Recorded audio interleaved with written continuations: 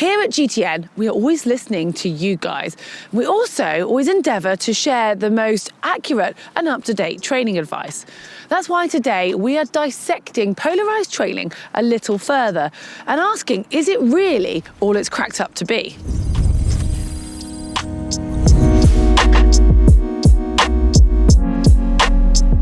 Before we question the effectiveness of polarised training, we should probably look at what it is and why it's successful for many athletes. Well, its alternative name, the 80-20 method, gives you a fairly good idea behind the theory. The idea is you spend 80% of your sessions working at an aerobic level, and the remaining 20% are going to have you working hard, so zone 4 and above. And if you do want more information on this, then I suggest checking out our recent video with the expert in this field, Dr. Stephen Seiler. The basis behind this theory is to build up the aerobic capacity without putting too much stress on the body.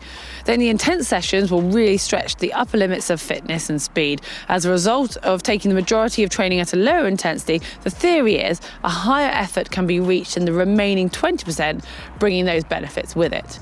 It does all sound rather appealing. However, the training theory has actually been questioned by athletes and research physiologists themselves. There's been an open debate between those supporting the polarised training theory and those looking to pick holes in it. And like I said, we've already spoken to Stephen Seiler, the man behind the 80-20 theory, so I think it's only fair that we hear from someone on the other side of the debate.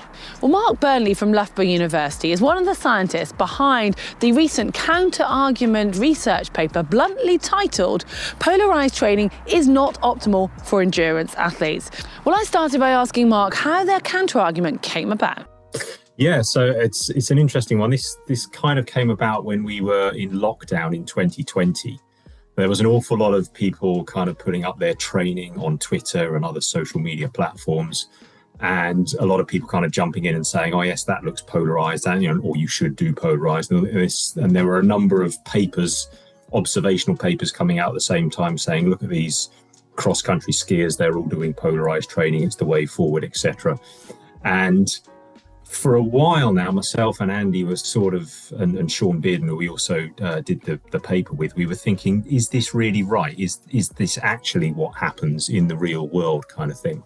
And so we had a look at it, and we had a look at Stephen Seiler's work, and he's done a really good job of popularizing this notion that there is a training intensity distribution that you can observe and you can infer meaning from. But often it kind of gets stuck in, how do you characterize each zone? Do you use a 3-zone model, a 5-zone model?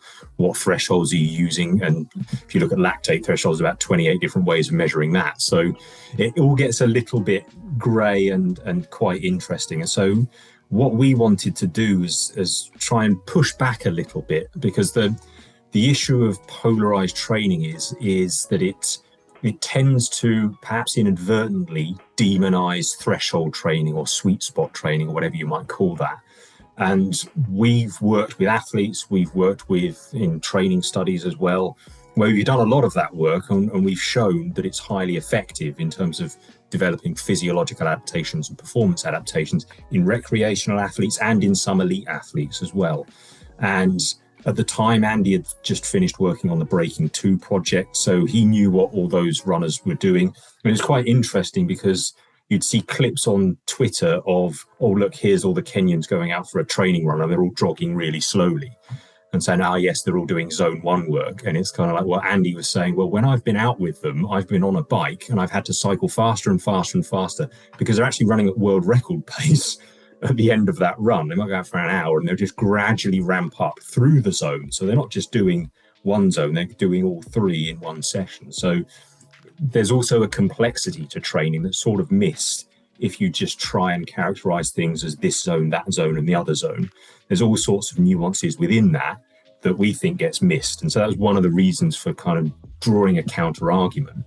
And when we looked into it a little bit more deeply, what we actually found was, what we believe characterize things in the right way in terms of training intensity distribution, and you simply look at the zones that heart rate or power output, whatever it is, take place within any training session, what you actually find is not polarized training, but pyramidal training. In other words, Polarized training is this notion you have a lot of low intensity work in what we might call zone 1, a reasonable amount of work in zone 3, usually interval training, and then very little in between. There's not nothing in between, but usually it's very little.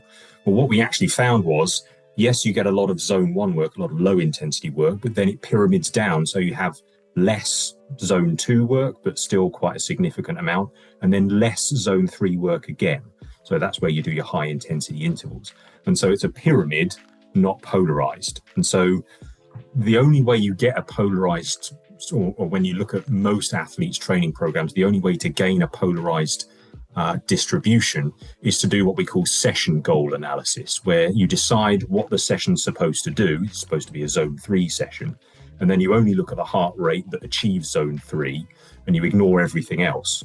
When you actually look at, you might do a warm up, and if anyone self-selects a warm up, they're usually going to be doing a warm up in zones 1 and 2, and there will be a bit of zone 2 work in there. So if you ignore that, they've actually done it, but you've ignored it. So you end up inadvertently polarizing the thing you're looking at by self-selecting the intensities themselves, rather than actually looking at what's actually going on in the session itself. So that was really the basis for our pushback a little bit against polarized training. We haven't got anything personally against polarized training. When people want to use it, that's fine.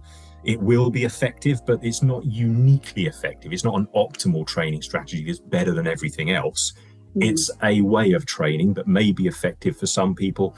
Other training distributions are also available, and they are also effective, was really our counter argument. If you could just very quickly define these 3 zones as well, actually. I know it's a bit retrospective, but... Good point. So myself and Andy Jones have come at it from the area of research we work in is exercise bioenergetics and oxygen uptake kinetics. And in order to work in that area, you have to very clearly define the intensities you're working in, because the physiological responses will be distinct across 3 key intensity domains. So what we call it is the moderate intensity domain, which is below lactate threshold. That's what polarized training proponents call zone 1. So that's your low intensity zone. You then have the heavy intensity domain, which is between lactate threshold and a measure of maximal steady state, or you might say critical speed or critical power or functional threshold power, your viewers might be aware of. So that's the top end of that. So in between those two, that's heavy exercise, and that yields different physiological responses, which I won't go into now. But that is what we might call zone 2 or threshold work. And then there's zone 3, which is above the maximal steady state or critical power. And that is where you would do most of your high intensity intervals, because if you're going to exercise in that zone, in the severe domain, in zone 3, you can probably sustain that for no more than 20 to 30 minutes. So if you're going to be doing the upper end of that zone, then you're going to be exercising for no more than 2 or 3 minutes before you're exhausted. So you're going to have to do intervals in there and have work-rest ratios that allow you to produce or to complete a significant volume of work at that intensity and get the recovery in as well. So those are the 3 zones we work with. How do we interpret all this data and these 2 arguments that, both you and Stephen Seiler's paper and, it all reads as, well, this is the way forward. And obviously I'm asking you this, so you're going to explain your side. But how does one interpret it and go about your training if you are self-coached? I think it's a little bit like the arguments around diet and periodizing diet and that kind of thing. So this notion there's no such thing as a bad meal, only a bad diet, that kind of thing. And so in terms of looking at individual training sessions, you want to kind of focus those on what you're training for and get, a varied diet of training within a microcycle or whatever it might be, or however you're partitioning things, and make sure that you're trying to hit various zones within that and trying to achieve various things within it. How that builds up over time, I think, is for an amateur athlete, at least, is a little less important, other than, you've got a particular competition in a certain amount of time, so when you need to taper and that kind of thing. I think those are more important than getting hung up on training intensity distribution, because if you have a varied training diet, there's going to be some kind of pyramidal or possibly polarized distribution automatically, depending on how you like to train. And they will be equally effective What you will find the difference between an elite athlete and an amateur athlete is the height of the pyramid, if you like. So there's going to be a lot less volume in an amateur, and so there's going to be a flatter pyramid. A larger proportion of your training is going to be in zones 2 and 3 compared to an elite athlete who, in order to achieve 700, 800, 900 hours of volume every year, is going to have to do quite a lot of low intensity work, simply because if you try and do 30 hours of high intensity work a week, you're going to burn out within a month. So it's that kind of, you've got a much more careful balance to strike as an elite athlete perhaps than an amateur. I think where amateurs often go wrong, and I'm equally guilty of this, is not taking recovery and nutrition into account. You think more training is better, a bit more is better still, and that's how you can end up burnt out and stale. And I think one of the things polarized training has allowed us to do is really emphasize these different training zones and not to get stuck in training monotony. So it's been really good from that perspective of opening people's eyes to, well, there are different ways of training. There are different ways of separating these things out, and thinking about that a bit more has been really good, I think, for the amateur athlete.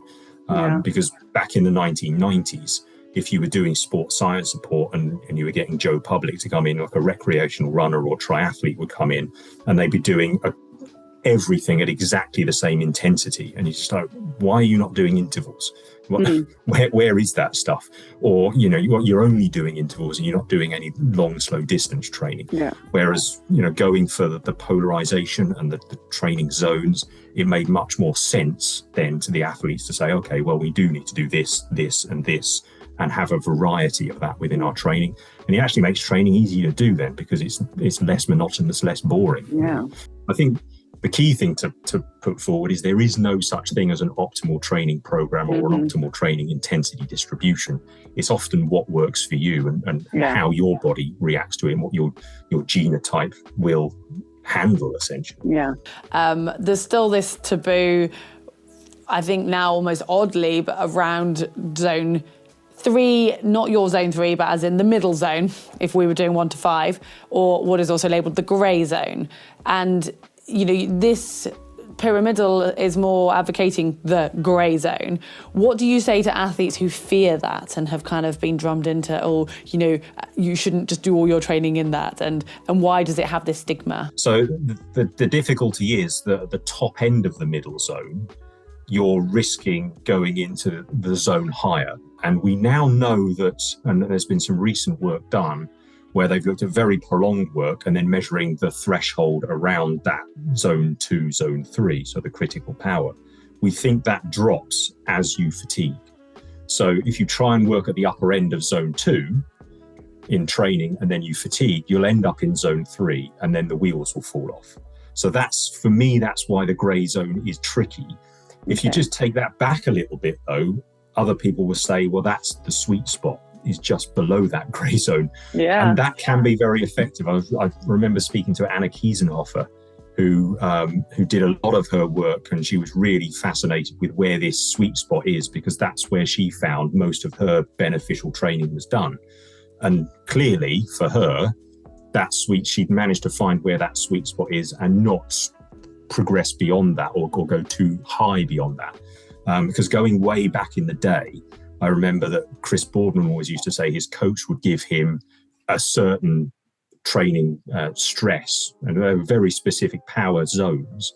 And he would always go a little bit beyond that and then wonder why he was going stale, because he was always pushing it. And that's the issue with the grey zone, is if you set something that's just off that zone 2, zone 3 boundary, and then you push it, then you're going to end up not doing the sort of training that you prescribe for yourself or you prescribe for someone else. Oh, well, fascinating stuff. And I mean, it really does just sort of bring back to the fact that coaching and training is part skill and obviously a huge part science, but then learning to listen to whatever sort of parameters you have to measure it. Yeah. And I think as a scientist, it's very important that we don't ever forget that there is an art to coaching as well, and you're working with a human, and understanding that is something that I'm obviously not capable of doing. I can work on all the squidgy stuff and the blood and all that kind of stuff. But actually understanding a human's process through training, it is a life experience and part of your life. And so that is something that, we might need to pay a bit more attention to, about how a coach goes about coaching an athlete, irrespective of training intensity distribution. To get the best out of an athlete is partly a relationship thing as well. Yeah, 100%. As much as the physiology too. Yeah, awesome. I totally agree. Well, thank you so much for your time and your knowledge. It's really fascinating.